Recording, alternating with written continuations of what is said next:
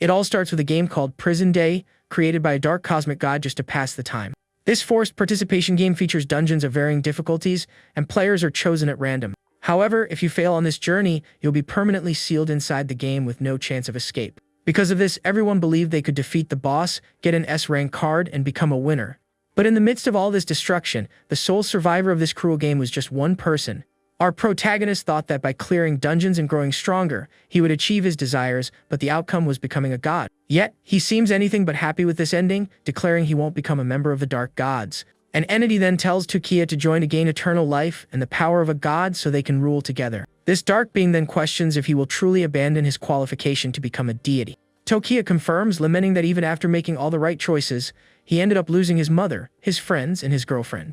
Next, we see flashes of the protagonist's memories, showing that everyone important to him was lost in this game. The Dark God addresses the lone survivor, Kurosu Tokiya, and asks for his next wish. The young man's only wish was to have a peaceful, normal life with the people he loved by his side. At that, he recalls his girlfriend asking him out for a weekend date while holding her hand. Fueled by this memory, the protagonist yells that the entity destroyed everything, and now he will wipe away this world and its painful history. Suddenly, a brilliant light erupts from our hero's hand, and a golden card begins to materialize. He warns the god to stop its threats, as this card holds a power the entity cannot control. Tokiya then unveils his time reversal card, which can erase everybody's memories and let him redo his life. Seeing this, the entity is stunned, unable to believe the young man managed to obtain such a card. The being remarks that this is interesting and hopes to meet him again before vanishing. With an intense glow, the time reversal effect of the golden card activates. Tokiya vows that he will return prepared and won't let anything precious be taken from him again. Suddenly, the protagonist's eyes fly open, showing that the effect worked. He jolts awake in a hospital bed, completely disoriented and unaware of his surroundings. Looking around with a bewildered expression, the young man tries to process what just happened. The protagonist stares at his own hands, finally realizing he successfully traveled back in time. He scans the room and wonders if he's really in Midorasaki City Hospital. Just then, his mother enters the room and worriedly asks if he had another nightmare. With a gentle smile, she approaches and comforts him, saying she's there and he doesn't need to worry. Seeing his mother alive and well before him, Tokiya is utterly shocked and softly calls her name. He remembers that in the previous timeline, her consciousness was sealed in the game, leaving her in a vegetative state. Overcome with emotion, the young man embraces her tightly, telling her how much he missed her. Confused by her son's reaction, she asks if his condition has worsened. We learn that Kurosu Tokiya has been hospitalized since childhood with a severe dissociative disorder. Because of this, he constantly hears the voices of multiple personalities in his head, but no one believes him. Even though his condition prevented a normal life, this was precisely the routine he had always longed for. However, a digital clock on the table reads 17:26, and time is running out. Tokiya realizes prison day starts at 6 in the evening, meaning he only has 34 minutes of freedom. His consciousness will be transferred, and if he loses in the game, his real-world body will fall into a permanent coma. Knowing that newbies start in E-rank dungeons, he scrambles to write down every strategy he can remember. Aware the dungeons are simple if you know the rules, he declares he'll finish writing everything in just 10 minutes. Tokiya needs to write in a way his mother can understand to boost her chances, and also to help his friend Kita. His mother then advises him not to overdo it and mentions she's just stepping out to take out the trash. Watching her leave, he reflects that unlike his father, his mother never once abandoned him. He recalls how his father squandered the family's money and simply left them behind.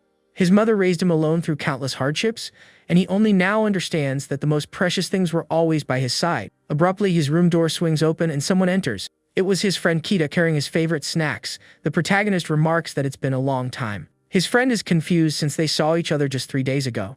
It's revealed this is his childhood friend, Jaegonu Chikita. Kita was the only one who defended him as a child, when others treated him poorly because of his condition. However, in his past life, his friend was lost trying to help him, and our hero vows not to let that tragedy repeat itself. Back in the present, his curious friend asks what he's writing. Tokiya replies that it's a strategy guide. His friend questions if he should be playing games as it might worsen his condition, but the young man insists he must do this. Kita finally understands, thinking it must be an incredible game for him to be so determined to play. The protagonist hands him the notebooks, instructing him to read one and give the other to his mother, leaving his friend baffled. He urges Kita to read and memorize as much as possible, promising it will definitely be useful later. Although finding his friend's behavior odd, the young man agrees and takes the notebooks. Tokiya resolves that to protect those he loves, he must clear the dungeons, collect the cards, and become the strongest. The narrator explains that defeating monsters yields cards of various types like weapons, items, and skills that grant powers. Only 15 S-rank cards exist, boasting absolute effects that even the dark gods cannot interfere with, one of them being the time reversal card. Determined, Tokia affirms that the S-rank cards will be his trump cards and that he will collect them all to defeat the dark gods. The clock on the table nears 6 o'clock, time for the game start is almost up. Glancing at the clock and a photo on the table, the protagonist knows prison day is about to begin. The photo shows him happy with his mother and Kita, but this peaceful life will be over in just 1 minute. A system notification then appears, congratulating him on being selected as a player in the first group. The picture on the table begins to glitch, with digital artifacts appearing over the family photo.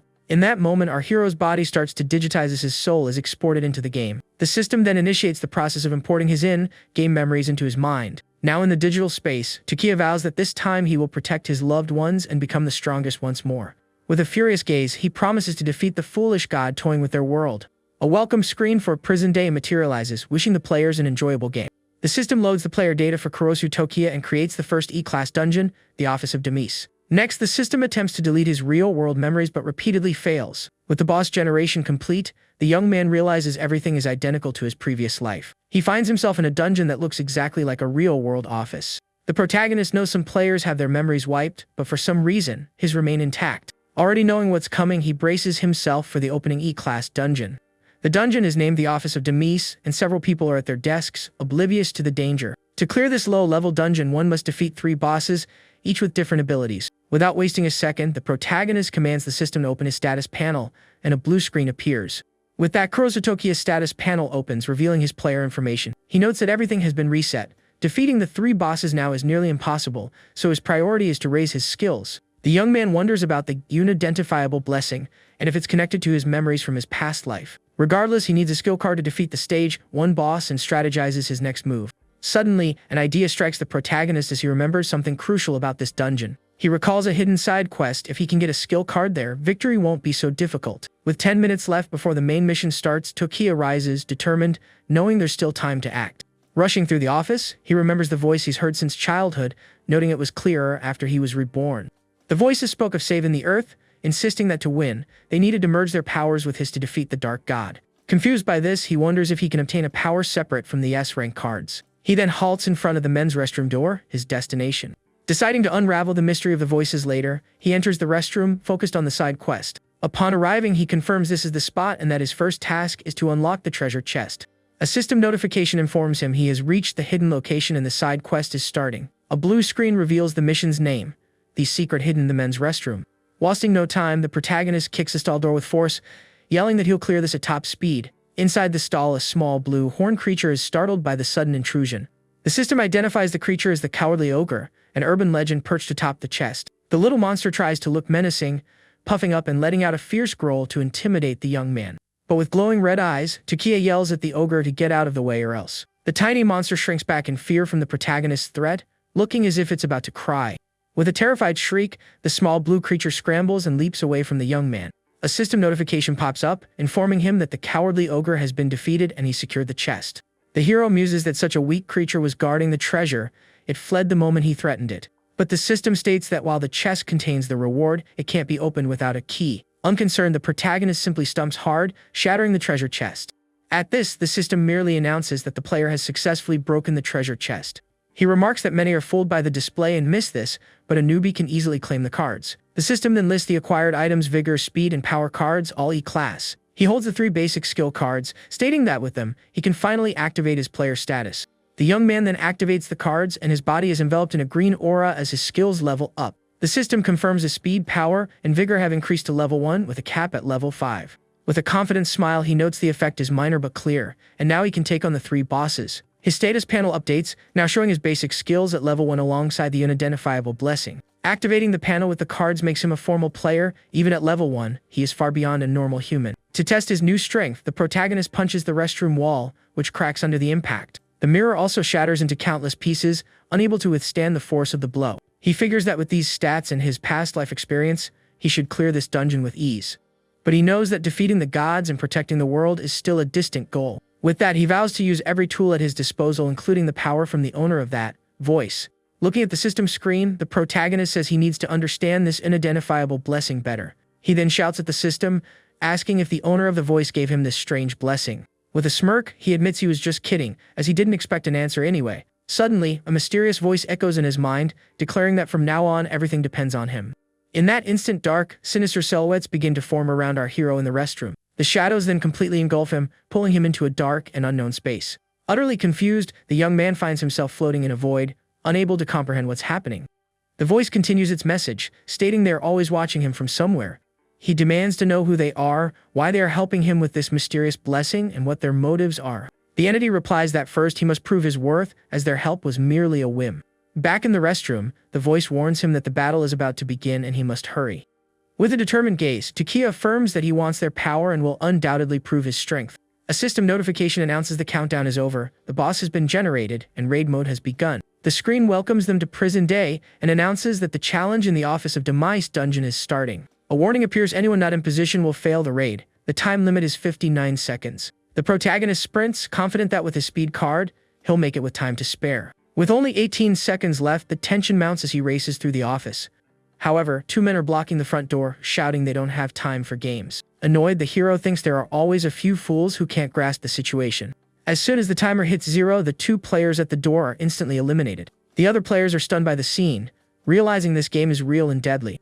Takia just watches calmly, remarking that if you break the rules here, it's simply over. Suddenly, a red digital gate begins to close and everyone panics, unsure of what to do.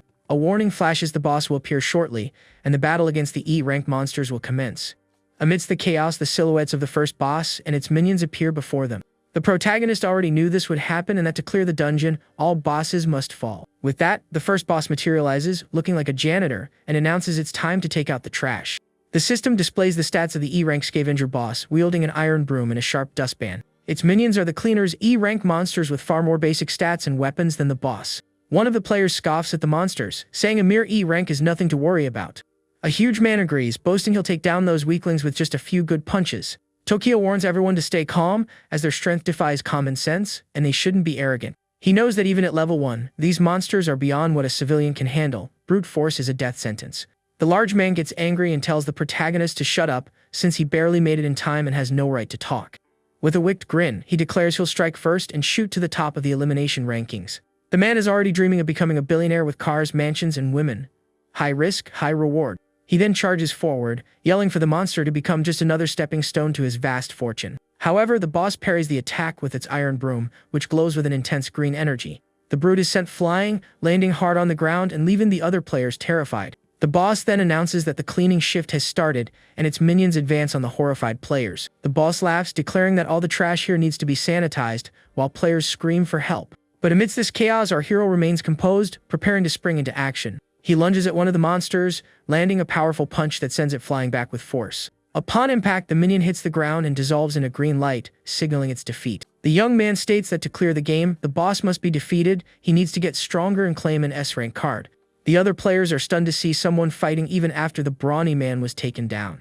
One of the minions gets back up, insisting it must continue cleaning the trash, proving it's not done yet. Wielding a broom, the protagonist attacks the monster with a powerful, energy-infused vertical strike. The minion dissolves into light particles, and a red card appears in its place as a reward. He explains that the reward notification only appears if you secure the final blow, otherwise, you have to finish the job. The players are dumbfounded, wondering who he is, since he's clearly stronger than the muscular guy from before. The young man muses that even at a low level, defeating these monsters could yield one of 3 cards. Without delay, the protagonist decides to activate the power card he just acquired in battle. The system confirms that his power has increased from level 1 to level 2 with the card's activation.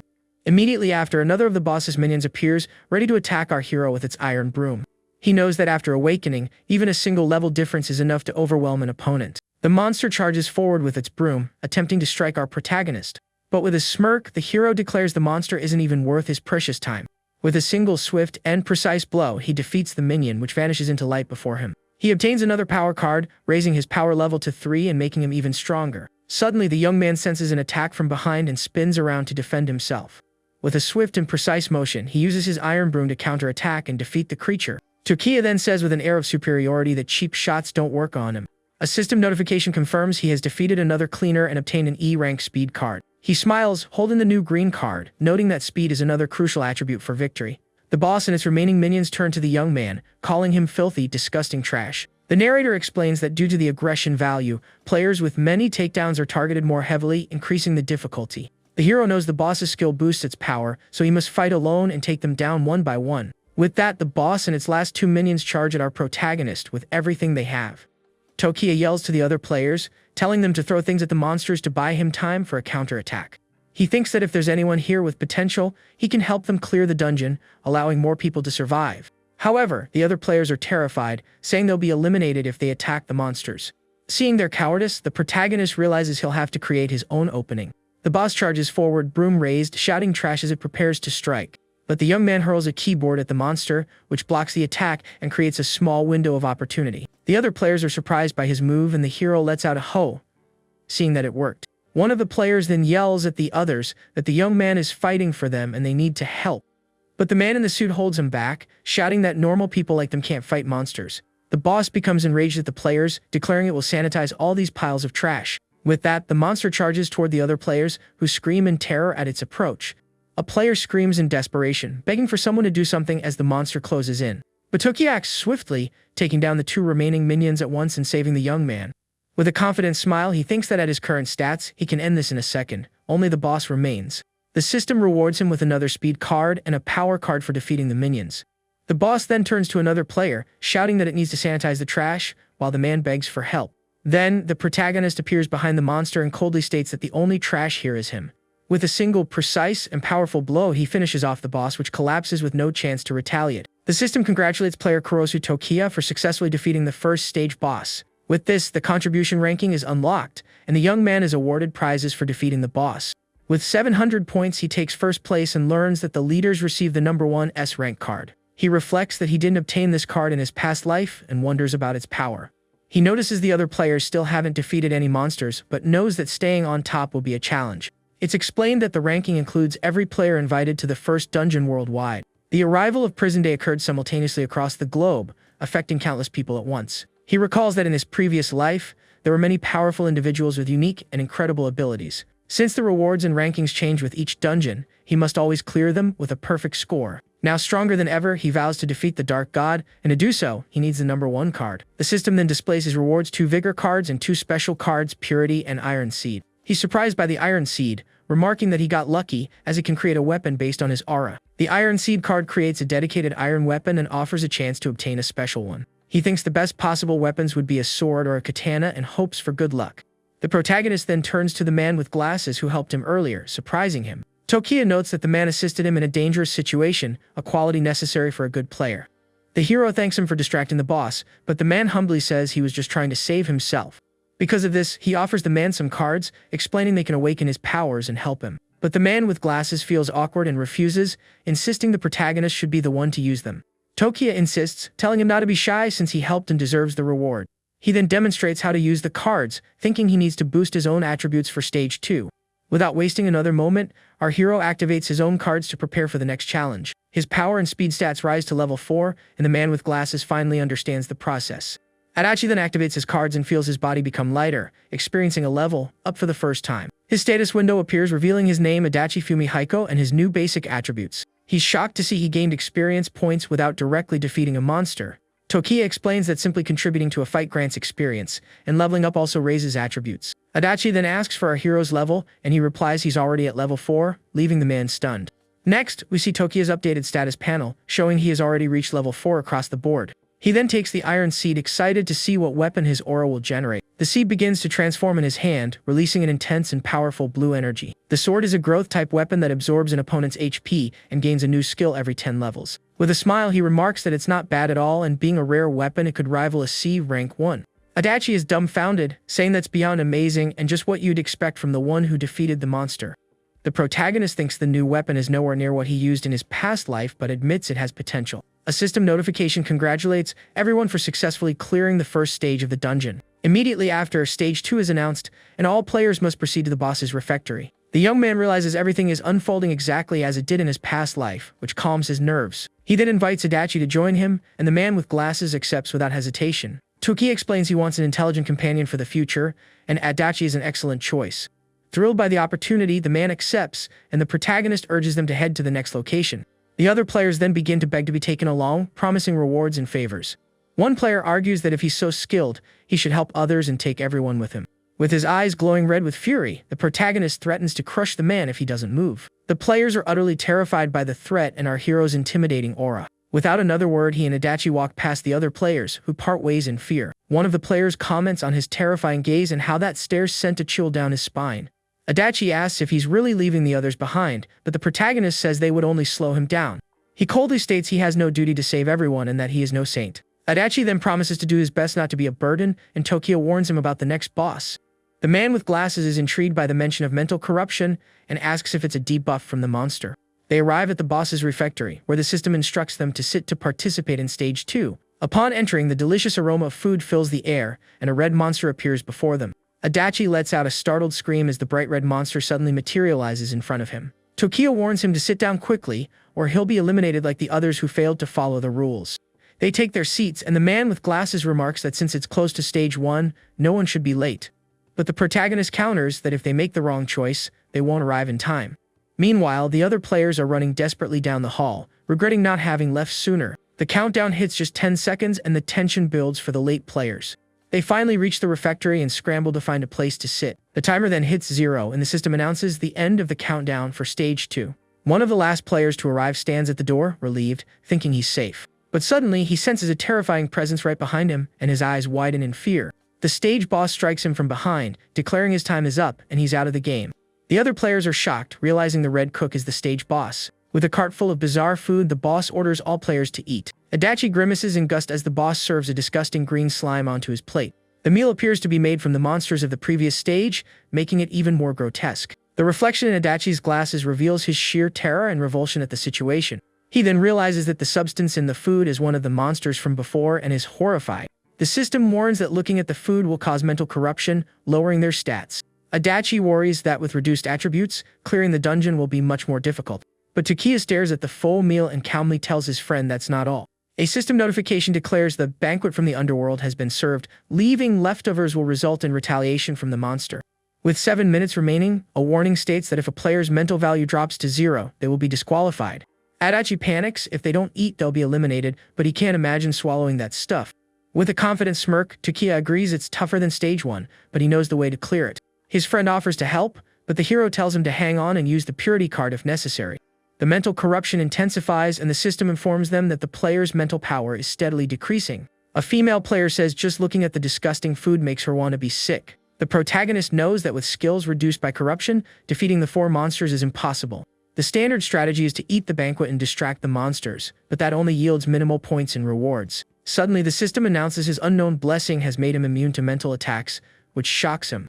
With a confident smile, the young man declares they can now clear it using the hidden high difficulty rule. He's thrilled, as they can now aim for high score rewards to protect his ranking. One of the players rebels, throwing his plate to the ground and shouting that he won't eat that filth. Adachi notes the man's mental state hasn't collapsed, and Toki explains that the mind deteriorates faster. The player completely snaps, stomping on the disgusting food on the floor while laughing and yelling that he absolutely will not eat it. In that instant, the boss appears and lands a powerful blow on the player, who refused the food. The monster warns that if he doesn't eat, he'll be eliminated, but the fallen man still refuses to comply. The boss then grabs the player's face, its hand glowing with an intense red energy. The man is dragged away by the monster, still laughing hysterically and refusing to eat the slime. The kitchen door slams shut, taking the disobedient player and the boss with it. One of the players says if they don't eat, they'll be removed, but there's no way to stomach that food. A system alert shows that no player has finished the banquet, and everyone's mental fortitude is now at 60%. The protagonist explains that the hidden rule for clearing this stage involves starting on easy and then switching to hard. He then stands and throws his plate to the floor, shouting that it's impossible to eat that stuff. The first condition is to draw the monster's attention to switch the game to hard mode, which he has just done. The system warns that the cook monster has locked on him as a target, raising his elimination risk to 80%. The boss appears behind him, threatening to put his brain in a pan and cook it. The second condition is to defeat an enemy to focus the other monster's aggro on him, and that's his next move. With his sword drawn, he charges one of the monsters, attacking it with a quick, precise strike. He follows up with a spinning attack, defeating the monster in a single, decisive blow. A notification confirms the Malice Sprite has been defeated, rewarding him with 2 power cards and 1 vigor card. With that, Stage 2 officially begins, and his power stat is updated to level 5. Since an enemy was defeated, the aggro of the other 3 skyrockets to 100%, activating hard mode. This is the hidden high difficulty rule, First Strike, which causes all monsters to focus on him. The 3 remaining monsters enter a rage mode, their eyes glowing red, ready to attack. By taking one down, he successfully draws the attention of the others, protecting the other players. He knows that with all the aggro concentrated on him, the chance of elimination is much higher, so he must be careful. Therefore, he needs to maintain distance and conserve his strength for the final boss battle. As the sole target, he can't use distractions and must fight with everything he's got. One of the monsters threatens him, saying he won't escape and will be turned into minced meat. The butcher lunges with its cleaver, but the protagonist parries the blow with his new blue sword. Gritting his teeth, he manages to hold back the monster's attack, which seems surprised by his strength. The monster can't believe the young man stopped its blade and prepares to use a new technique. It activates its instant knife handling skill, unleashing a flurry of strikes at the hero. But with a smirk, the protagonist thinks, "I've got you," having already devised a plan to win. He knows he lacks enough cards and must defeat the minions to unlock his sword's ability. With that, he dodges the attacks and begins to counter the monsters with quick, precise strikes. The monster taunts him, asking if he can keep up with its speed, boasting it's the fastest of the cooks. It declares the young man will lose and questions if his allies can defeat a cursed sword like its own. The hero continues to fight masterfully, landing several hits on all three monsters at once. His sword begins to glow as he successfully blocks one of the monster's attacks. One of the creatures shouts in surprise as a projectile is fired from our protagonist's sword. The monster wonders how their skills can be identical and how this can be so unfair. The sword's exclusive skill unlocks, allowing him to use the powerful time splitter cut. The monster then realizes the young man's attacks were charging his skill points. Desperate, it screams for the others to run, realizing it was all a well-planned trap. But with a wicked smile, the protagonist says it's too late and activates his new skill. With a single powerful slash of red energy, he strikes all three monsters at once. The system confirms that the butcher, the gastronome, and the chopper have all been defeated. With victory secured, he remarks that the most obvious traps are often the most real and collects his rewards. Adachi is relieved, saying his hands are sweating, but the protagonist calculated everything perfectly. A system warning states the hidden rule has been activated. The stage boss is now enraged, boosting its abilities. Adachi panics, seeing the boss's abilities have increased due to the hidden rule. Suddenly, the entire refectory begins to tremble with a sinister red energy, heralding the boss's arrival. The protagonist warns everyone that the boss is stronger now. If they don't defeat it, they will all be eliminated. The hidden rule forces a direct confrontation but increases the rewards by 30% in exchange. With a determined look, the hero declares his objective in this world is to claim the best rewards. The kitchen door explodes and the boss appears, its hands glowing with red energy. Furious, it roars, demanding to know who eliminated its precious cooks, as its stats are revealed.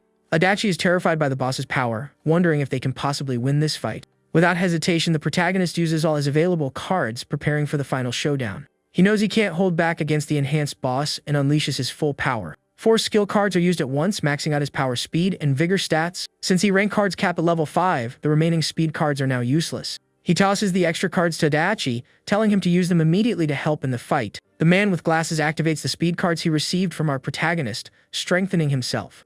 His speed and vigor stats increase, and he realizes the hero gave him the cards to help him survive. The boss bellows furiously, once again demanding to know who was responsible for taking out its cooks. The other players are paralyzed by the monster's roar, losing their will to resist its power. But Adachi realizes he feels no fear. The card's power is shielding him from the boss's roar. The boss threatens the players, saying it will crush their heads if they don't reveal who took out its cooks. Suddenly, something slices through the air at high speed towards the monster, just as it's about to attack. It was the protagonist, who materializes and blocks the boss's attack with his sword, saving the others. The monster is shocked that its attack was stopped by a mere player and glares at him with rage. Tokiya then takes the blame, defiantly stating he was the one who eliminated the cooks. The boss vows to make him pay in the most miserable way possible, saying it will take his brain after the others. But the hero cuts it off with a smirk, retorting that he'll be cutting its neck before that happens. The monster laughs, challenging him to try as it charges with its cleaver, ready for an all-out assault. The impact of their clash creates a powerful shockwave that cracks the refectory floor. Adachi shouts the protagonist's name in concern as he sees him thrown back by the boss's sheer force. But the young man gets up, reassuring his anxious friend that he's fine. He muses that it's been a long time since he heard someone call him that way, and his mind drifts to the past. In his previous life, his friends called him by that name, but they were all lost along the journey. He then remembers with sorrow how his companions fell, leaving him all alone. With a somber expression, he wonders why he was the only one to survive amidst so much tragedy. The boss charges again, yelling it will slice him to pieces and preparing for another powerful attack. The protagonist thinks that he didn't understand it back then, but now he knows what must be done. He faces the monster with determination, shouting for it to prepare for the end with a deadly glare. The two then clash their weapons once more, the impact of their battle echoing throughout the refectory. The protagonist's sword begins to glow with an intense red energy as he readies his final attack. The boss is taken aback by the speed of the young man's assault, wondering if he was holding back before. Using his time splitter cut ability, the protagonist unleashes a barrage of red slashes. He reflects that he survived his past life because he was courageous and never hesitated. With a cry of determination, he declares that more than anything, he always wanted to win and be the best. He vows that nothing will stop him from achieving victory, but it's not just about winning. The protagonist states he wants to protect everyone's lives and preserve a normal, peaceful world. The system announces the second stage boss has been defeated, and the reward is increased by 30%. His rewards include power, vigor, and speed cards along with a special memory card. He also receives a surprise boss buff, which increases one ability by 3 levels for 10 minutes. The hero realizes that without triggering the hidden rule, he wouldn't have earned the extra contribution points. He then opens the ranking screen to check his current score and the status of other players. With 1,700 points, he remains in first place and sees the same top players from his past life. He knows they are all talented and will undoubtedly become key players in the future. The dark gods won't leave them be, they will prepare cruel stages where many strong players were sacrificed. But in this life, he plans to acquire the S-rank card that can resist them and eagerly awaits their reunion. He then gazes at the images of his former rivals, bracing himself for the challenges to come. A system notification congratulates everyone for clearing the second stage and announces the start of the final stage. The remaining time is just under 5 minutes, and all players must proceed to the underground lobby. With a serious expression, the protagonist prepares himself. The final, most challenging stage is about to begin. He then calls out to his friend Adachi, who responds promptly, ready to follow his lead. Adachi timidly follows the protagonist, feeling somewhat intimidated by his powerful presence. He then gets the young man's attention and offers him a tissue, which leaves the hero a bit confused. His friend holds out the tissue, approaching to offer the small gesture of kindness. Tokiya asks if it's a napkin, and Adachi explains he found it on a table and thought he could wipe his face. With an awkward smile, he adds that if he were more useful, his new friend's burden would be lighter. The protagonist is touched by the gesture, thinking that there truly are many good people in the world.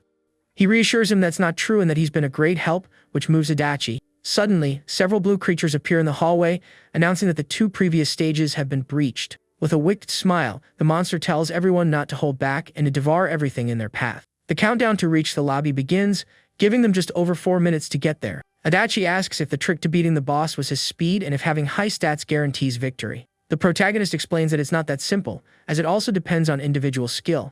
His friend then worries, admitting he's bad at sports and couldn't dodge attacks even with level 5 speed. Adachi looks at him with admiration, thinking he must have undergone special training to be so strong. They stop at the top of a staircase, and the hero prepares to give his friend the next set of instructions. He tells Adachi to wait there and warn anyone who arrives not to run, which confuses the young man. Tokiya explains it's a crucial hidden rule. If they are judged for fleeing, they won't be able to leave. Adachi asks what's wrong, but the protagonist doesn't answer and simply turns to descend. He says that since his friend didn't defeat the boss, it would be too dangerous for him to come down. Adachi understands and promises to warn everyone with a salute, making Tokiya think his friend is a good guy. He knows that with help, he can easily unlock the hidden rule, but doing it alone will be tough. Tokiya is aware that the third stage contains 10 level 5 guards and 1 level 7 boss. It's a much harder stage than the second, with formidable guards and an even stronger leader. In his past life, the only way to clear was by cooperating and fighting the enemies as a team. Suddenly, he hears someone call his name from the top of the stairs and turns to see who it is. A smirk crosses his face as he realizes the person he's been waiting for has finally arrived.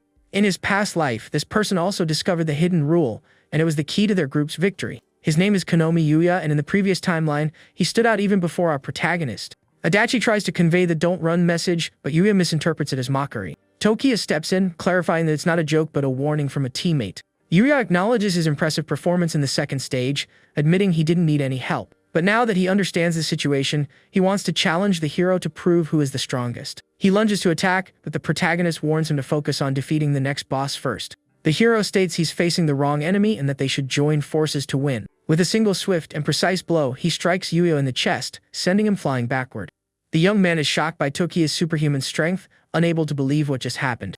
He wonders if it's a game-induced boost or some kind of special ability he's unaware of. The protagonist then offers Yuya 3 cards, inviting him to join the battle. With a suspicious gaze, the young man asks what he means by "join you," and glares at him. The hero confirms, adding that if he joins him, the 3 power cards are his. The protagonist then flicks a memory card at Yuya, which hits him squarely on the forehead. The green card glows brightly, beginning to restore the young man's memories and leaving him stunned by the sensation. Tokiya knows that erasing memories hinders unity. Without them, there's no reason to protect anything. He's aware that the Dark God understands human nature, and this is its greatest weapon against them. The memory awakens Yuya's recollections, and a green aura completely envelops him. The hero says he knows who Yuya cares about and asks if he'll accept his proposal now. Yuya remembers his younger brother and realizes he must survive to see him again. He then asks if, by joining the protagonist, they are guaranteed to clear the dungeon. With a confident smile, Tokiya assures him they will and tosses him the 3 power cards. Yuya promises not to forget this favor and activates the cards, boosting his power stats. Tokiya announces he'll go on ahead, as there are still enemies to be defeated along the way. He then activates his own power cards and the surprise boss buff to prepare himself. The hero knows that even at level 7, the next boss will be a challenge and he needs more power. Fortunately, the buff increases his power by 3 levels, making him significantly stronger for the battle. With a smirk, he thanks the boss for the assist and notes his power has risen another level. Suddenly, several blue monsters appear before them, ready for the stage's final combat. The monsters mock the two, calling them scrawny and claiming they won't withstand their powerful attacks. For the first time, Yuya feels the monster's intimidating presence and is slightly unnerved. He then wonders if the two of them alone can truly defeat these powerful creatures. But the protagonist reassures him, stating the two of them are more than enough to win. The system displays the player's stats, with Tokiya at power level 11 and Yuya at level 2. With his power augmented, the protagonist declares that he is now the stage boss and prepares to attack. He charges at the monsters with his sword drawn, but Yuya shouts for him to wait and not to rush in. The young man thinks the hero's actions are suicidal and doesn't understand why he's taking such a risk. Yuya recalls his underground fights, where he always faced strangers in dangerous combat. He knows the best strategy in these situations is to carefully analyze one's opponent. With a confident smile, his opponent charges forward, aiming a powerful and precise punch. He closely observes the enemy's movements, preparing to counterattack and defend. With a swift motion, he dodges the blow and lands a powerful punch that knocks his opponent down instantly. But Tokiya warns him not to advance blindly, or he'll be defeated by the blue monsters. One of the guards calls him a weakling and threatens him with its electric baton as its stats are revealed. The monster then lunges with a preemptive strike, attempting to hit the protagonist with its baton. With his sword ready, he prepares to counterattack, delivering a powerful and precise blow. Yuya is impressed by the young man's speed and power, wondering if he was holding back before.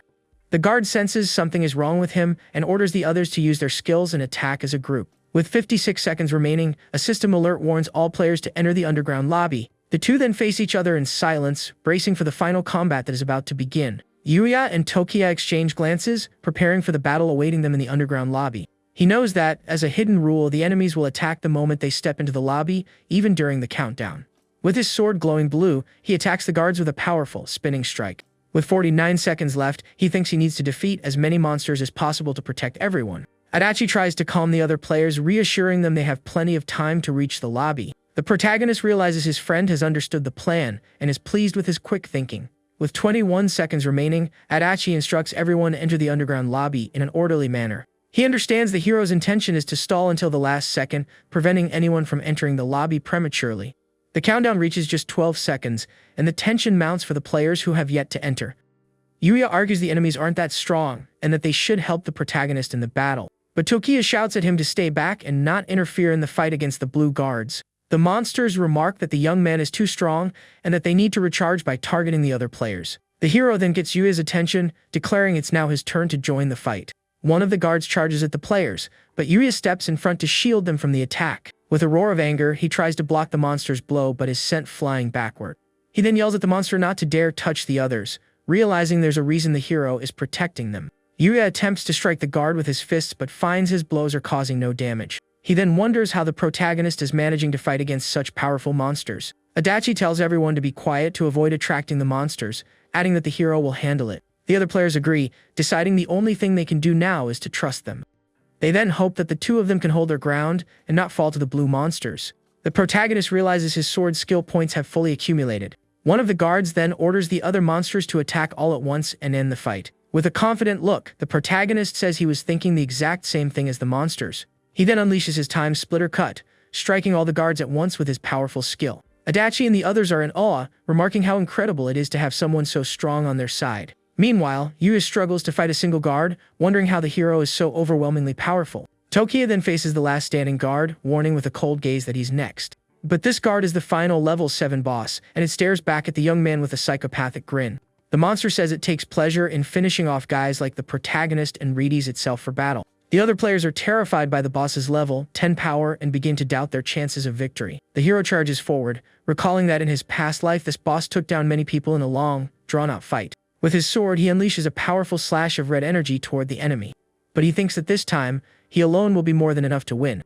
The boss lets out a maniacal laugh and manages to block our protagonist's powerful attack. Unfazed, Tokiya presses forward with determination to continue the combat. He uses his skill again, delivering a torrent of red slashes upon the giant monster. Under the barrage of blows, the final boss is completely vanquished, dissolving into light.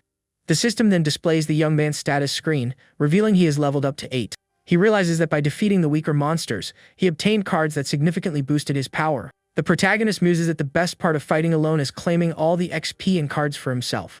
Adachi and the others are in shock at his inhuman strength, vowing to follow him forever. Seeing only one monster remains, Yuya charges, yelling he'll finish it with a single punch. But the monster furiously retorts that Yuya is the one who's in for a bad time. However, before the redhead can attack, the protagonist appears and slices the guard in half with one blow.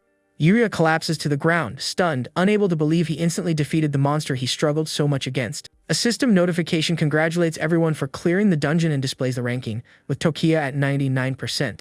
With a confident expression, the hero awaits the reward calculation, wondering what bonus he'll receive. The screen reveals that the survival reward allows them to take everything back to the real world.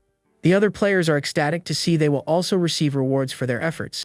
The protagonist thinks that clearing the dungeon grants a basic prize that aids survival, but there's a catch. In his previous life, stronger individuals began to use their powers for evil in the real world. Therefore, this time, he decides he must establish rules to manage the players as soon as possible. To do so, he needs support, and he knows his top ranking will attract some powerful figures. The overall contribution ranking screen places him firmly in first, with a 3,000-point lead. He sees himself as the undisputed leader. To everyone else, he's the one who dictates the rules of the game. At that moment, all players receive their abilities, feeling their bodies grow stronger and lighter. Adachi is also thrilled to see his new attributes, even if they are all at level 1. Yuya also checks his panel, feeling much stronger with his stats now at level 2. As for the protagonist, he examines his status and sees his power has reached an impressive level 15. The system then announces that contribution rewards will be generated based on each person's percentage. The two young men wonder if they'll receive anything with such a low contribution, regretting not fighting harder. Tokiya is also unsure what he'll get, as his contribution in his past life wasn't nearly this high. Adachi is pleased because with his new power card, he can increase his ability score again. Meanwhile, Yuya boasts about getting 2 cards, saying his contribution was incredible.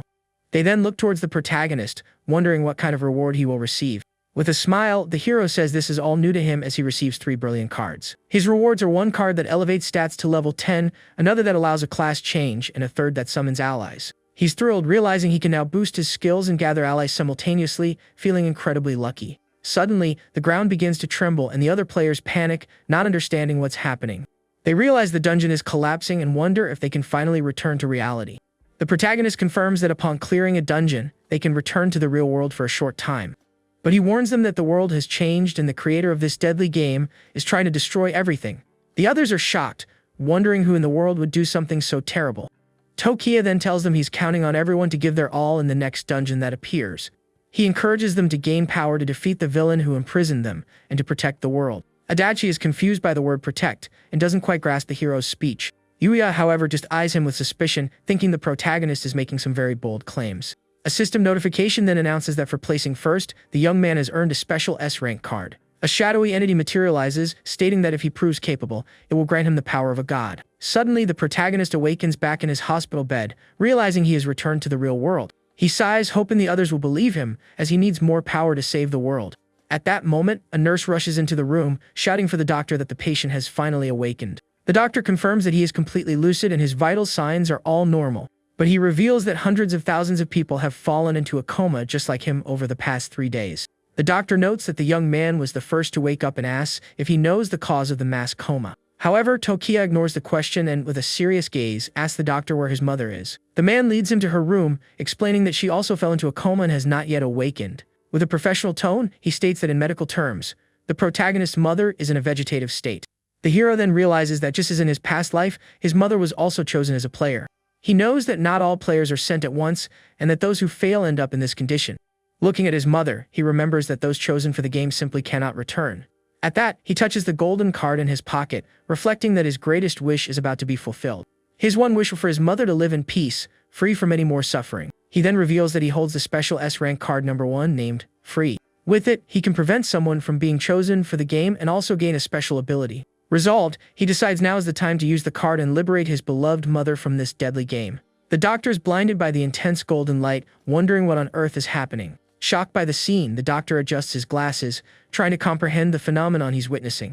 With his eyes wide in astonishment, he stammers that he simply can't believe it. His mother then awakens, confused, asking where she is and calling for her son and the doctor. Without a second thought, the young man rushes to embrace his mother with all his might, completely overwhelmed with emotion.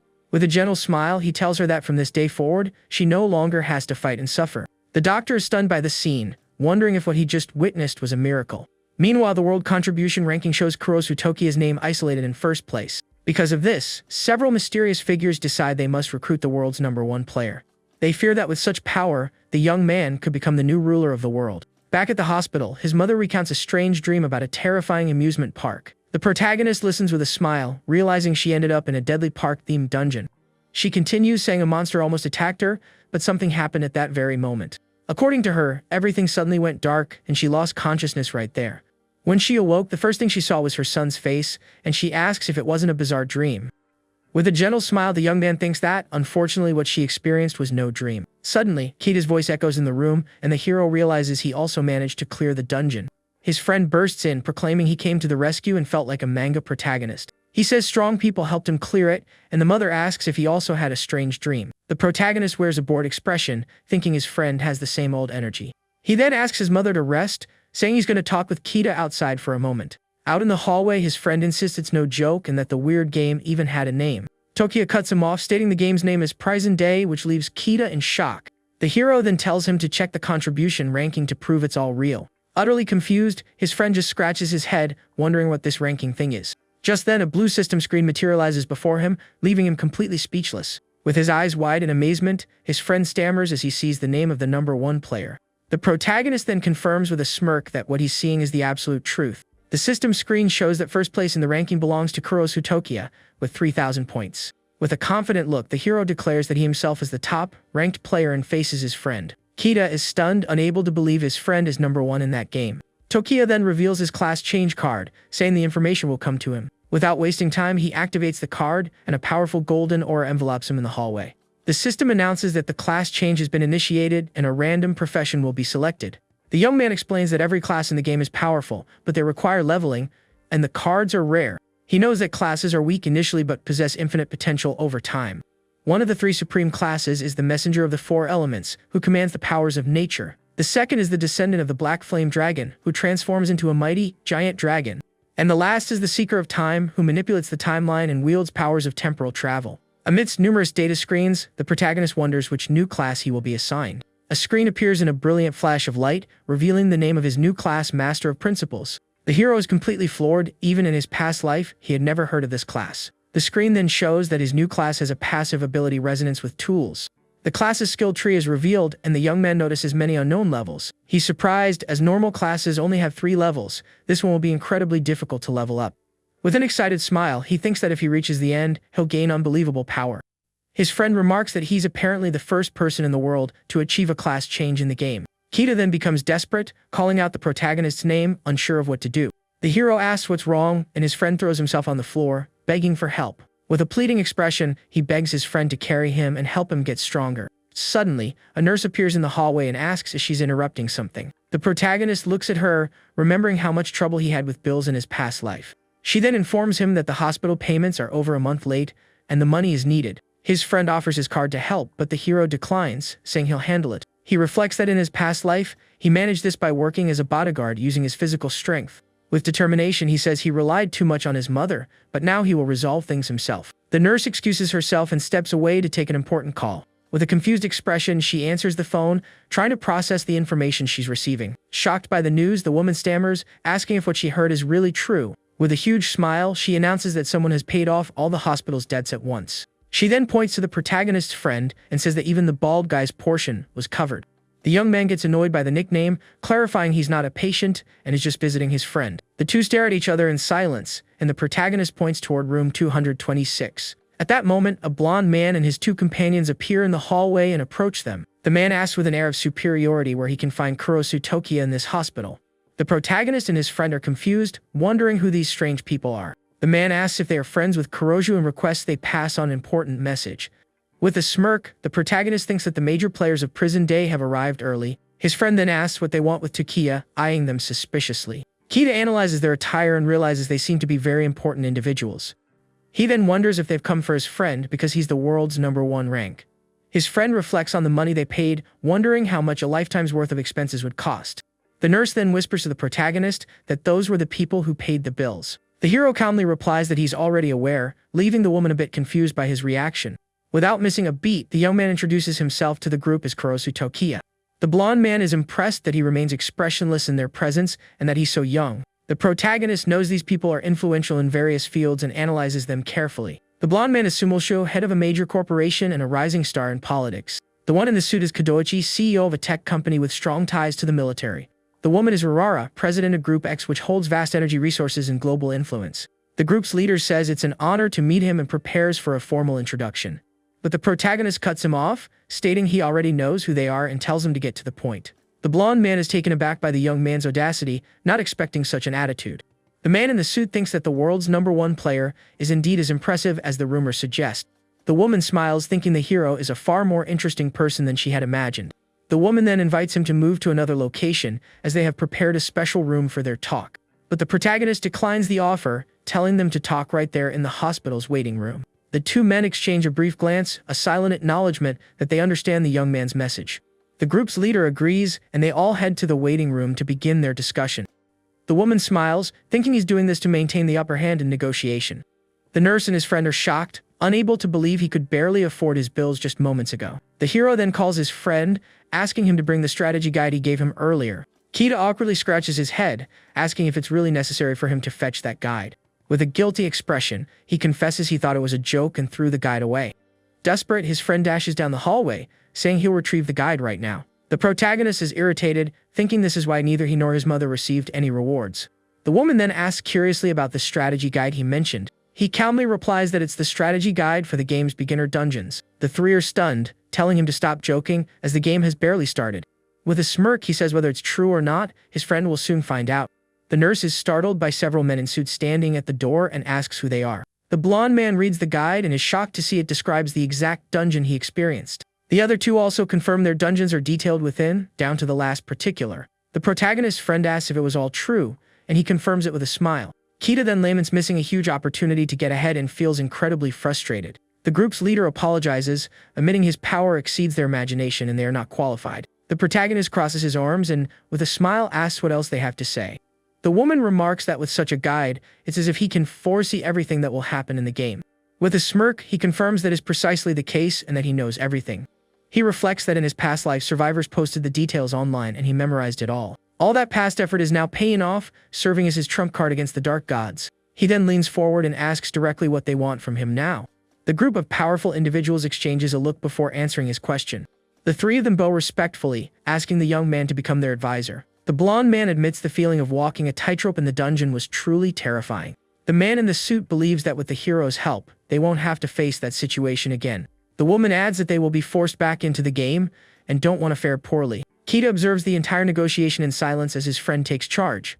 Therefore, the group's leader declares with determination that they will accept any condition he imposes. With a casual air, the protagonist says he doesn't mind becoming their advisor. His friend's eyes sparkle with excitement, thinking his partner is incredibly cool. He then reflects that his friend's family is poor, and what they need most is money.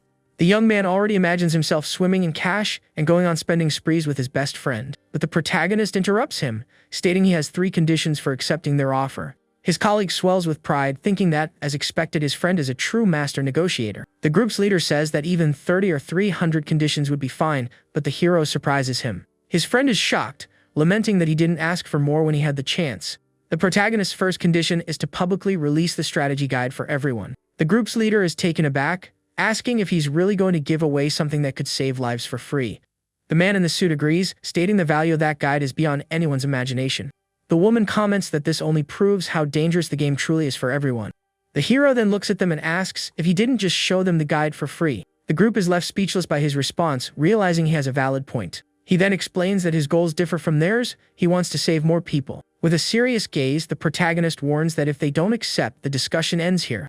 They realize the young man is serious, and the woman admires him for being unswayed by profit. The three then bow again, promising to fulfill the first condition immediately. The second condition is to establish a player management agency with very clear rules. The blonde man smiles, assuring him they can relax, as they already intend to do just that. He then prepares to announce his final, and perhaps most important, condition for the deal. The group tenses up, wondering if the last condition is something even they cannot fulfill. His friend then shouts for the protagonist to ask for money, calling it his last wish.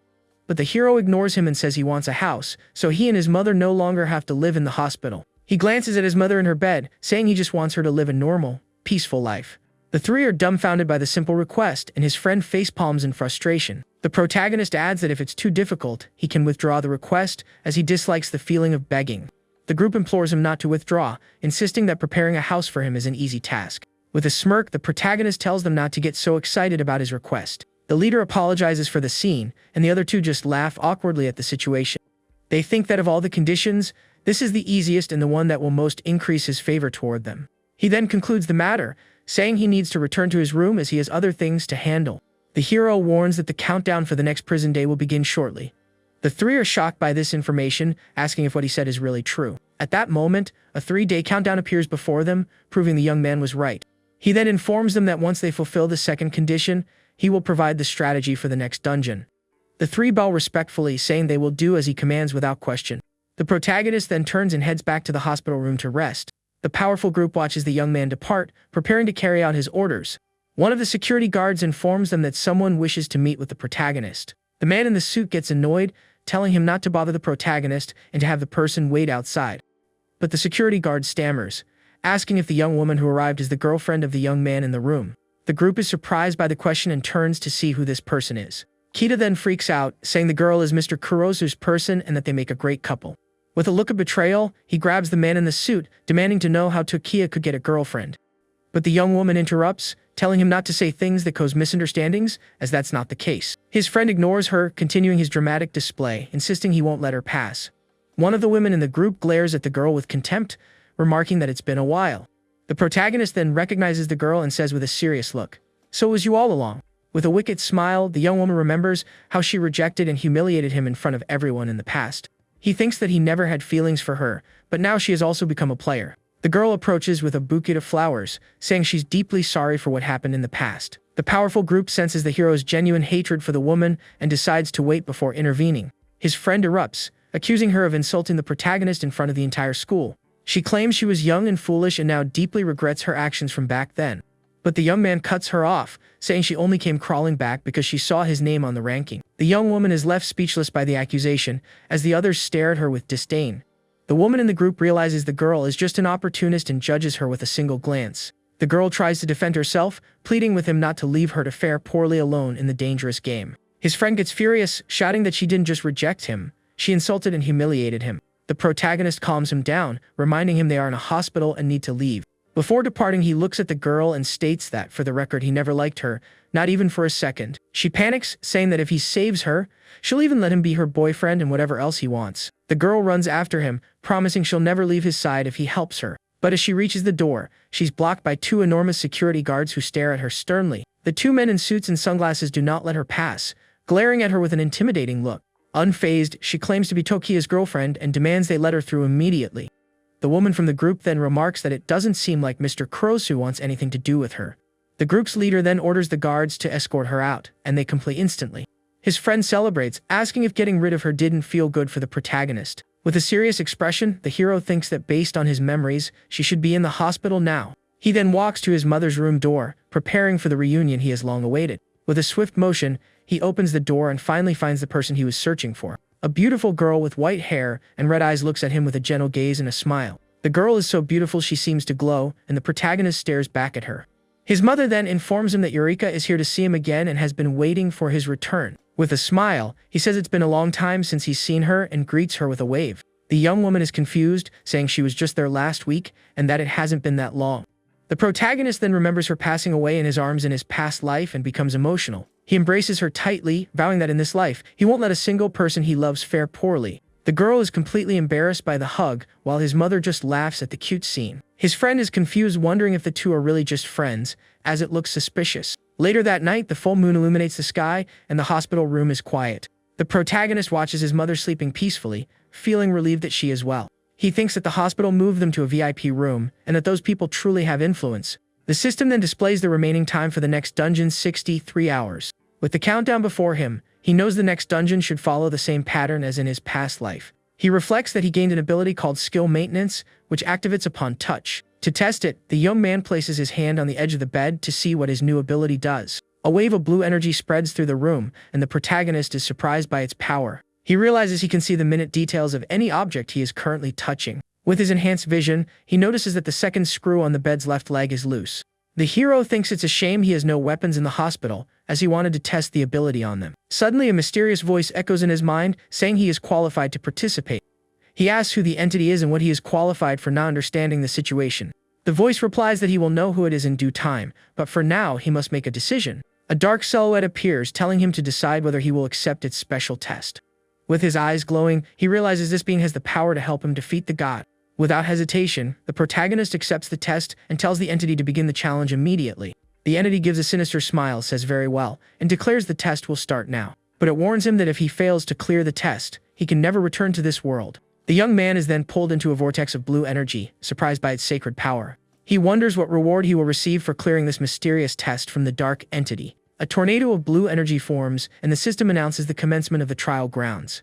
A blue ice spike erupts from the ground, preparing to attack our protagonist in the test. He dodges the attack with a leap, readying himself for the challenge the entity has prepared. With a focused and determined gaze, the hero faces the trial grounds, ready for whatever comes his way. He finds himself before a dark palace, wondering what this place is in the middle of nowhere. Blue energy begins to form in front of him, and he eyes the manifestation with curiosity.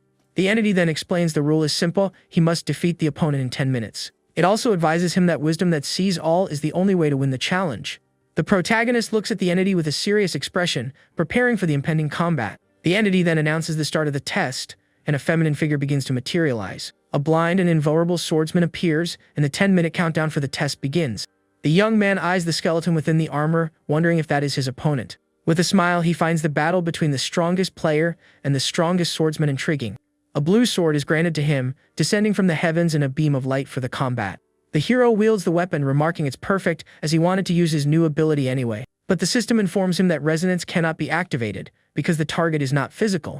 He then realizes the ability only works on physical entities and that the sword is an illusion. With a determined look, he declares he won't waste any more time and will clear the test at once. The swordsman charges, and the protagonist challenges it to show him the power of the strongest swordsman. With a smile, he praises the opponent's skill as they exchange sword blows. The enemy attacks with a spinning strike, but the hero manages to defend with his blue sword. He notes that despite the large sword, the opponent's movements are incredibly fast. The blind swordsman continues its assault with a relentless series of quick and powerful strikes. The protagonist then wonders if this swift and powerful attack is its ultimate move. The swordsman attacks with full force, but the protagonist manages to dodge and counter-attack with precision. He remarks the move is incredible, but that the opponent's guard was left wide open during the attack. He then wonders if the swordsman is also an illusion, just like the sword he's using. Therefore, he says he won't feel bad about finishing it off and continues his assault. The young man thinks the wound he inflicted should have been fatal, but the opponent seems to feel nothing. He then realizes it had no effect and that the strongest swordsman truly cannot be harmed. The protagonist finally understands the meaning of his opponent's title: no one can defeat it. With only 5 minutes remaining, he wonders what he must do to win.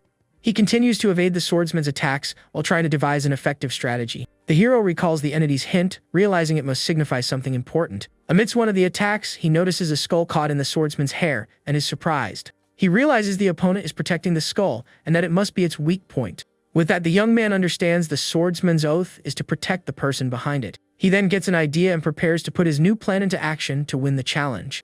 The entity states that a technique that caliber is unworthy of receiving its special blessing. With a wicked smile, it asserts that no matter what swordsmanship he uses, he cannot win. The protagonist then leaps over his opponent, preparing to attack the skull directly. The swordsman spins around in shock, realizing the young man's strategy, and tries to defend. The entity is surprised by the hero's boldness, not having expected such a move.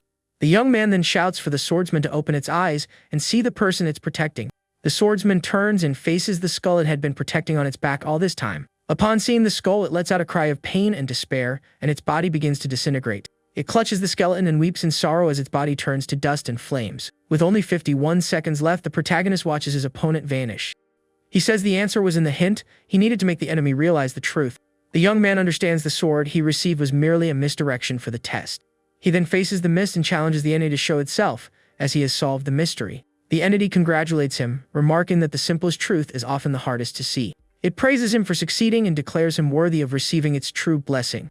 The protagonist looks at the entity, wondering what kind of power he will receive as a reward. An intense blue energy completely envelops him, and his body begins to absorb the new power. The entity then smiles, saying the true test begins now with the newly received blessing.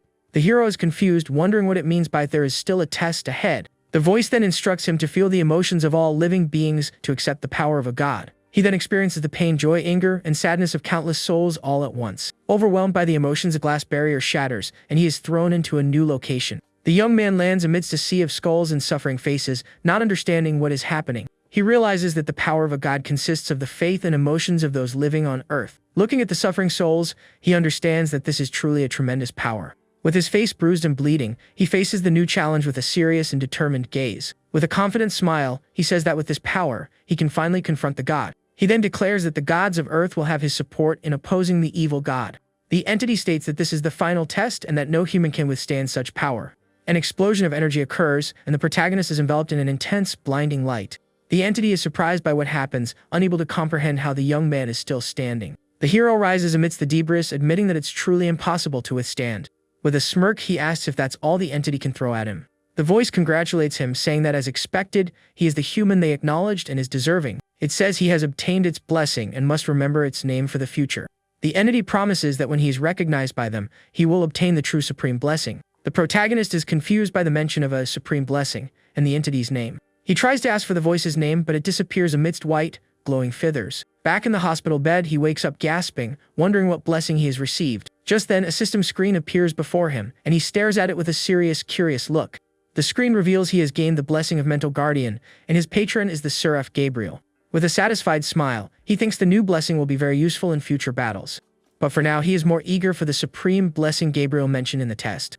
He then realizes the mental illness that tormented him was actually the gods of Earth. With a determined look, he glances at the 23-hour countdown for the dungeon. His friend then bursts into the room, shocked, saying there's even a video version of the guide. The protagonist gives his friend a light smack on the head, telling him to keep it down in a hospital. His friend says he was moved by the video, and that the production was simply amazing. His mother smiles, commenting that the two of them really get along well as good friends. The hero thinks the group acted quickly, and that the guide's video is already circulating everywhere. He also sees they've cooperated with the government and established a management agency.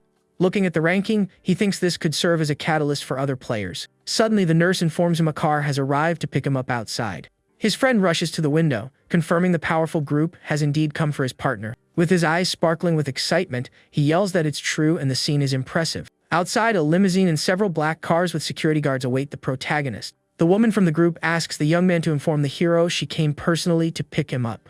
His friend runs in the room, announcing that all three have come to get him from the hospital. The protagonist then stands, says he understands, and that he'll be down to meet them shortly.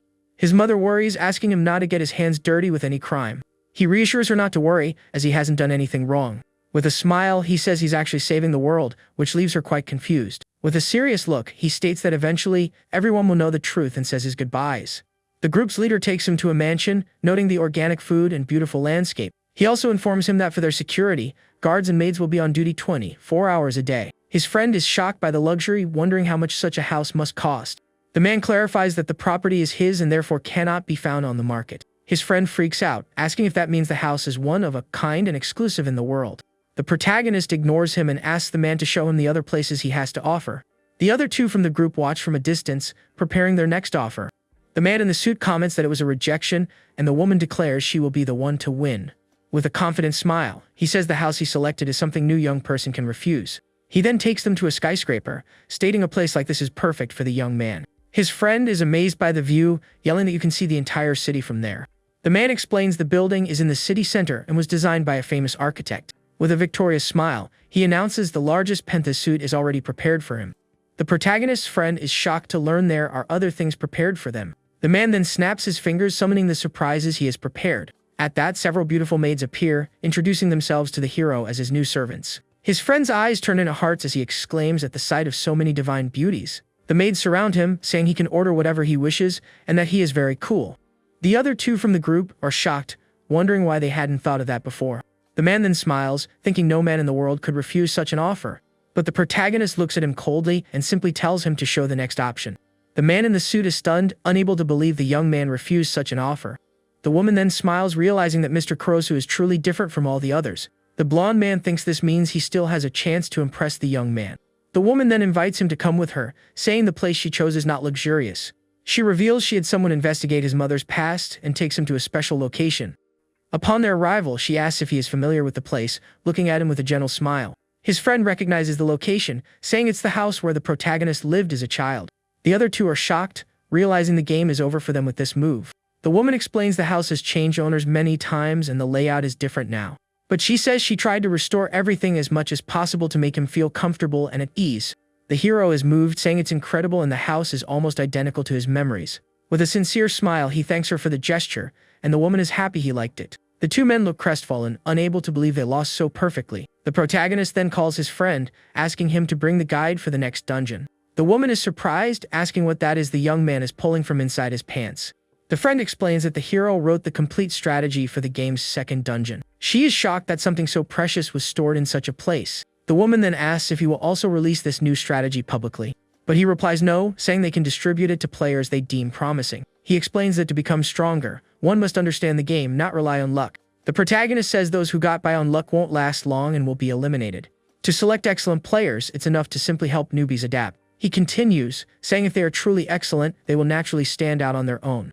The woman then understands the plan and asks what he intends to do by selecting these players. With a determined look, the hero replies he wants them to save and protect the world alongside him. The group is shocked by the young man's ambition, thinking it's a very grand dream. With the countdown approaching, his friend announces they are ready to go. The protagonist then bids farewell to his mother with a hug, promising to return home soon. His friend strikes a pose, declaring he's off on an adventure to another world.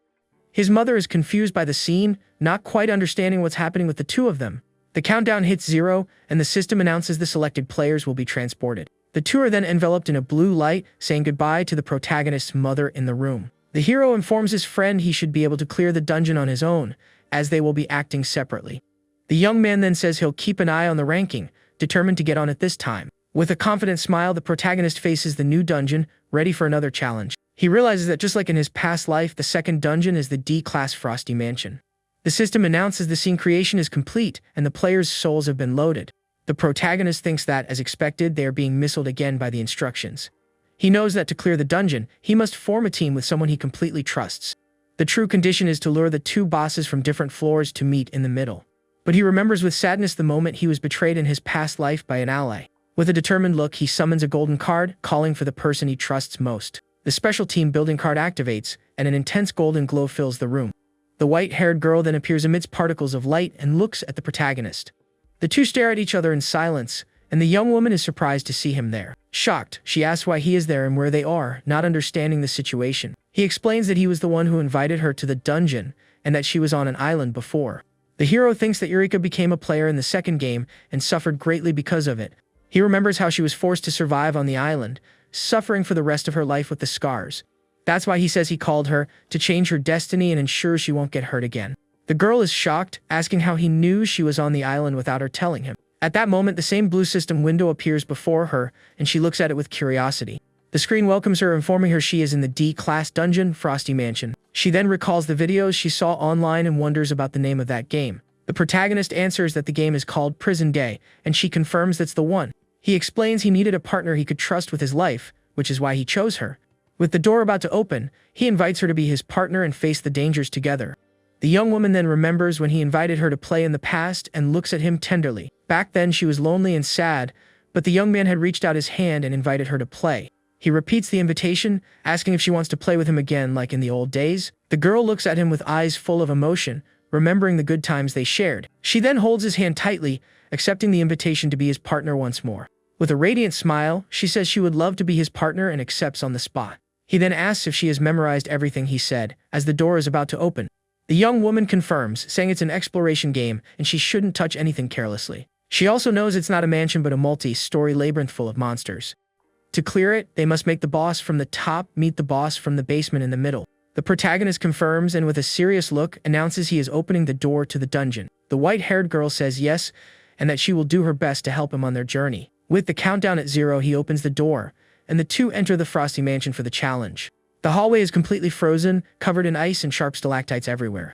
The young woman complains about the cold, and the young man comforts her, saying a card will make it more bearable. Suddenly, a shadow flits past a door, and the hero prepares for the encounter he was anticipating. He thinks that, just as he imagined, the traitor from his past life has also appeared in this dungeon. A man with a knife appears, complaining about the cold and wondering if monsters will show up. He then sees the two of them, and looks surprised to find other people there. With a smile, he asks if they are also players and approaches with a friendly demeanor. The protagonist knows he will ask to form a team and that he appears to be an honest guy. But in reality, he's a shameless coward who betrays his own teammates. He remembers how the man would hide behind him during fights because he was weak and cowardly. With a smirk, the protagonist prepares himself, knowing exactly what will happen next. He recalls that when he used all his strength to defeat a boss, the traitor stabbed him in the back. The young man recalls that the traitor backstabbed him just to steal a skill card. Tokiya then reflects that if it weren't for one person, he would have met his end right there on the floor. Back in the present, the traitor suggests they form a team to make dealing with monsters easier. But his real plan is to get rid of the hero so he can take advantage of the beautiful girl with him. The man also covets the protagonist's sword, telling himself he will definitely take it. With a fake smile, he extends his hand, saying that in a game like this, they need to cooperate. However, the protagonist retorts that he stabbed him first, and now he's returning the favor with his sword. With no chance to react, the traitor is struck square in the chest, completely shocked by the pain. With a cold gaze, the hero tells him to experience the same suffering he felt in his past life. The young man then turns to his partner and calmly asks if she has any questions about this. The girl replies that she doesn't, as she trusts he has a good reason for everything he does. He then invites her to go find some skill cards, and the young woman agrees immediately. With that, the two leave the traitor's body behind and continue their exploration of the Frosty Mansion. Elsewhere, a man with glasses remarks that the information about the #1 ranked player, Kurosu Tokiya, was correct. He wonders if the guy who releases guides for free is worthy of his observation, Shijimori Itsuki. Looking at the ranking, the man with glasses thinks that he simply can't decipher the hero's intentions. Back with the protagonists, they sense a strange presence, certain a monster is nearby. A monster called the Hanged Man appears, and Eureka shouts a warning that it's heading towards them. With sharp claws and a glowing eye, the creature charges with full force to attack the two players. The girl screams her partner's name, holding onto him tightly as the monster closes in. But the monster doesn't even have time to react before it's met with a powerful punch that sends it flying. With a bored expression, the protagonist tells the creature it's too loud and annoying. He then fires a powerful energy beam from his hand that hits the monster dead on. The attack pierces through the creature's body, causing a large explosion at the end of the hallway. The monster then dissolves into light, leaving behind a vigor card that increases 1 level. Eureka is shocked by the ease of it all, asking if this is how he always fought in dungeons. The hero replies that it isn't, and that this monster was just exceptionally weak and powerless. She gets excited at the idea of stronger monsters, imagining herself in a real horror movie. He then hands the card to her, telling her to concentrate to acquire the new skill. The young woman holds the golden card, thinking it's impossible for such a monster to exist in an apartment. With her eyes closed, she focuses on the card, hoping to be able to use its power. A golden light envelopes her, and she is surprised to realize she actually managed to use the card. Her status panel appears, showing her stamina is now successfully at level 1. He praises her for learning quickly and invites her to the next floor of the Frosty Mansion. The girl notices she doesn't feel as cold anymore and is happy to have acquired the new skill. The young woman then questions how he knows so much about the game, asking if he enjoys playing. The protagonist stops walking and looks at her in silence, leaving the girl confused by his reaction. With a somber expression, he just stares at her without saying a word on the matter. Eureka gets nervous with the silence and asks if she said something strange. The hero states the game is not interesting at all and reminds her of their true purpose. With a cold and determined gaze, the protagonist reveals their purpose is to destroy the game. The girl falls silent for a moment, then says that even if she doesn't understand, she trusts his reasons. Suddenly, a monstrous hand smashes through an ice wall, preparing to attack the two of them. The creature lets out a terrifying roar and charges with full force toward the hero's partner. But with a swift move, the young man steps in front of her to shield her from the monster's attack. Without any difficulty, he stops the creature with a single hand, gripping its face firmly. With one squeeze, he crushes the monster's head, which shatters into pieces before him. He then remarks it's a shame she doesn't have a card, as that's the difficulty of this dungeon. But he reveals that the boss of each floor always drops one and invites her to go find it. Meanwhile, other players are completely lost in the labyrinth, unsure of what to do. Eureka realizes they are not lost and admires how incredible her partner is for knowing the way. He explains the mansion isn't difficult initially, and that the temperature drops 1 degree every 5 minutes. However, the temperature continues to fall, and the more time passes, the harder it becomes for everyone. Furthermore, if they don't find the floor boss, the door to the next level will never open. Eventually, all players will end up frozen and unable to survive. The young woman is terrified by the thought of everyone freezing, but the hero remains calm and focused. He knows the rate of temperature drop increases and remembers the boss's location. With that, the two head to find the boss, aiming to take it down as quickly as possible. The man with glasses observes from a distance, wondering about the reason for the protagonist's actions. He suspects the young man has a special ability and hopes not to be disappointed by the #1 rank. Deep within the frozen labyrinth, the two continue their journey through the dangerous, icy mansion. The protagonist knows the first floor boss is nearby and considers how to lure it out. Suddenly, a redhead guy appears out of nowhere, calling him by name and surprising them both. With an arrogant tone, the young man demands the hero answer him, as he is speaking directly to him. His partner then asks if he knows the guy, but Tokiya replies that he doesn't. The redhead gets annoyed at being ignored, yelling that they shouldn't underestimate him because he's in the ranking. From a distance, the man in the suit observes the scene, wondering what this new player's rank could be. The protagonist says he has memorized the top 10 and the redhead isn't one of them, then asks for his rank. The young man introduces himself as Zhang Shuo, stating he's ranked 783 but will become number 1. The hero and his partner just stare at him expressionlessly upon learning his rank. The man in the suit gets annoyed, thinking he just wasted his time worrying about this. Tokiya asks what 783 wants and the redhead shouts that he came to defeat him. He declares he will show everyone that the protagonist's first place rank was nothing but a fluke. But before he can act, the hero lands a casual punch squarely on his face. The force of the single blow sends the redhead and his friends tumbling backward to the ground. With a bored look, the protagonist tells him to get lost as he is very busy. The redhead then pulls out a knife, stating he gave the hero no permission to leave. His friends cheer him on, and the young man says his only target is the hero, the girl is fair game for them. With his face bruised, he yells that he will return the punch 100 times stronger. Tokiya thinks they are just idiots, not truly bad people, and decides to teach them a lesson. With a powerful kick, the protagonist shatters a metal door and grabs a pipe to use as a weapon. He then grips the improvised object tightly, preparing for the fight against the troublemakers. With a smirk, he says he will punish all of them with this simple metal pipe. The hero thinks this is perfect, as he needs to lure out the floor boss somehow. He then decides to test his new class ability and activates Tool Resonance. The system reveals the pipe is useless junk but notes its resonance can increase with use. The young man finds it interesting that the ability can evaluate weapons and decides to use it often. The redhead glares at him, saying he's overestimating himself and will regret not using his sword. Unfazed, the protagonist just stares at the group of troublemakers with a look of contempt. The leader then yells furiously for all his friends to charge and attack the hero at once. However, his friends are scared and push him forward, telling him to go first. Annoyed by their cowardice, the redhead yells at his useless friends to attack without hesitation. But one of them reminds him the protagonist is the world's #1 rank and they have no chance. The leader shouts that he doesn't care and will only be satisfied if he can defeat the hero. With his knife ready, he charges, yelling that it doesn't matter if the young man is rank 1 because he is nothing.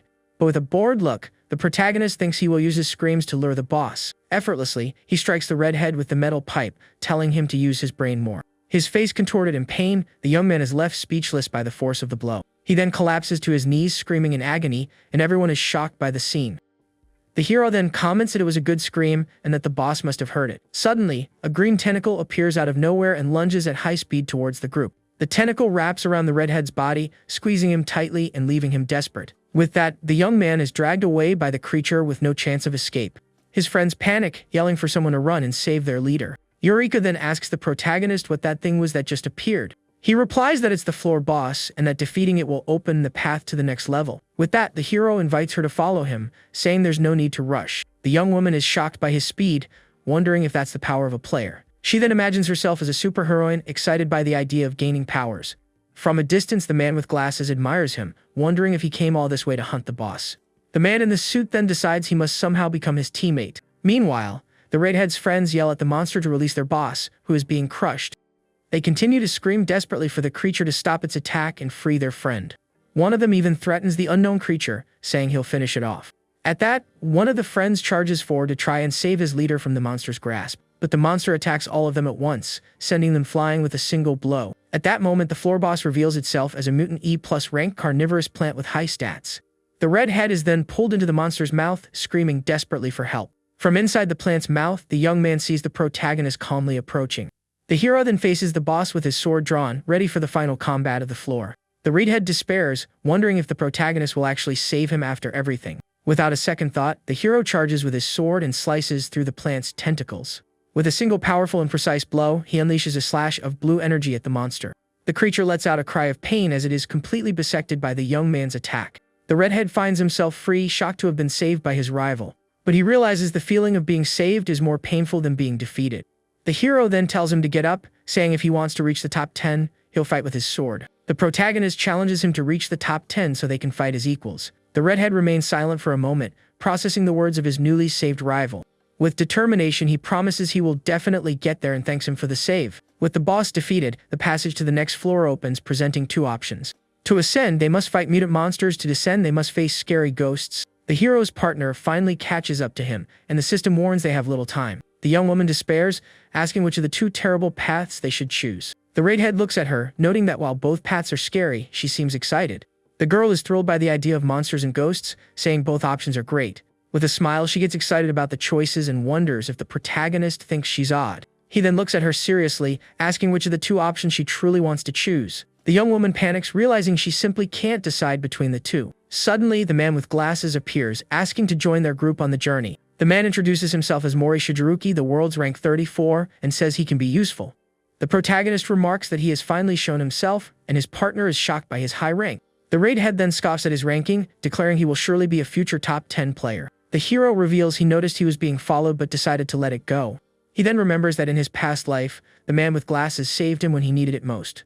Shigeruki is surprised to have been noticed by the young man and looks at him with curiosity. The protagonist recalls how he was betrayed and thought he would perish at the hands of his former ally, but he was saved by the man with glasses, who said his skill was too good to be wasted.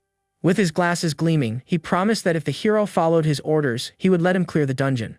And that's how the protagonist managed to clear the dungeon step by step with his help. Back then, the man with glasses was a true savior to him amidst all the chaos. However, even someone as capable as him eventually lost his life in that cruel and deadly game. At that moment, the young man learned that no matter how strong someone is, to the dark gods, all players are nothing more than simple toys for the amusement of evil entities.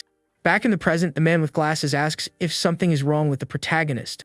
The raid head then wonders why the world's #1 rank would bother with a mere rank 34.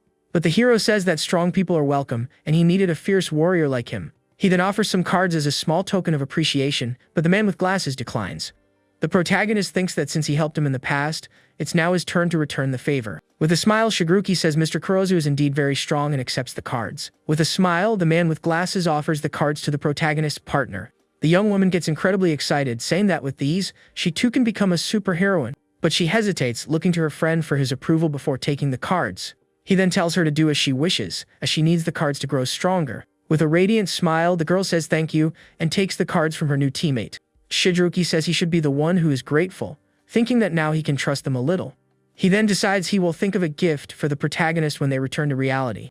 The hero warns that the next floor's boss is stronger and they can't afford to waste time. The two new companions agree and prepare to follow the protagonist's lead. The redhead gets excited, thinking if even the Four Eyes can join, then surely he can too. He declares himself a genius and prepares to ask to join the #1 player's group. With his hand raised, he asks to join the group and fight alongside them in the dungeon. But with a cold, direct look, the protagonist tells him to get out of his sight. The redhead is left completely speechless, unable to believe he was rejected so bluntly.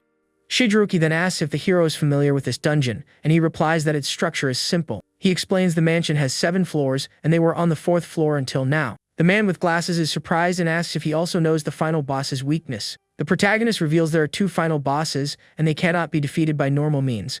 The only way to clear the dungeon is to make the boss from the lower floor encounter the one from the upper floor. Shocked by this information, Shigeruki realizes they would need to split into 2 groups. But the protagonist reveals his plan to attack the lower floor first and then rush up. He explains that this strategy allows them to make the 2 bosses meet while minimizing risk. The man with glasses is impressed, remarking that this is a strategy only Tokiya could execute. Eureka then realizes his initial plan was to lure both bosses and face the final one alone. The hero confirms this but says he switched to a lower risk option because her safety is more important. With a smile, the young woman thanks him, saying he is very kind for worrying about her. Suddenly, she sneezes, complaining about the intense cold on this floor of the mansion. The girl complains she's freezing despite her increased stats, and her panel appears. The protagonist explains the temperature here drops almost twice as fast as on the 1st floor. They agree to defeat the boss as quickly as possible to move forward. Suddenly, a glowing blue eye opens in the darkness, observing the group of players. The floor boss emerges an enormous white wolf with powerful, glowing blue eyes. Along with it, a horde of ghosts with glowing purple eyes appears, ready to attack the group. Shigeruki wonders how the hero found the boss so quickly in such a vast labyrinth. The protagonist replies that this is a route he learned with his life on the line and would never forget. The man with glasses is stunned, wondering if the young man had been here before, even prior to the game. The floor boss reveals itself as a D rank hound with very high power and speed stats. The hero warns that they are coming and tells the other 2 to focus on protecting themselves. Shigeruki assures him not to worry, promising to protect Eureka with his life. With that, the protagonist feels more at ease, knowing his partner will be safe during the battle. With his sword glowing blue, the protagonist charges with all his might at the enormous white wolf. He challenges the creature to combat, and the monster lets out a furious roar in response. Without wasting time, the hero lands a precise and powerful blow on the giant wolf's head. Meanwhile, the ghosts with glowing purple eyes roar and advance to attack. Shigeruki acts quickly, positioning himself in front of Eureka to shield her from the monsters. With swift and precise movements, he begins to fight the ghosts using martial arts. He reveals himself as the ninth successor of Bagua Zhang, declaring the ghosts are no match for him. With a confident smile, he tells Eureka not to worry, as he will handle everything quickly. But the girl surprises everyone by landing a powerful punch on one of the ghosts with ease. She gets incredibly excited upon realizing she can also defeat the monsters with her new strength. The man with glasses is surprised, thinking that she, too, is full of mysteries just like Tokiya,